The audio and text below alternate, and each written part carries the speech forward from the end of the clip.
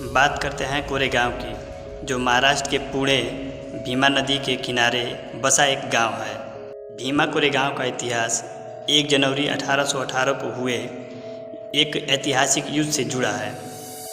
इस लड़ाई में महार समुदाय ने अंग्रेज़ों की तरह से पेशवाओं के खिलाफ लड़ाई लड़ी, जो दलित समुदाय के लिए गौरव और स्वाभिमान का प्रतीक बन गया। इस लड़ाई में दलित समुदाय के 500 योद्धाओं ने पेशवाओं के 28,000 सैनिकों को हराया था और इस दिन को दलित समाज शौर्य दिवस के रूप में मना। तो आइए जानते हैं कि महारों ने पेशवाओं को क्यों मारा था।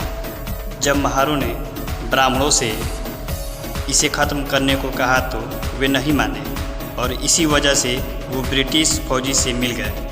ब्रिटिश फौज ने महारों को ट्रेनिंग दी और पेशवाओं के खिलाफ लड़ने की प्रेरणा दी और महारों ने अपनी विजय प्राप्त की।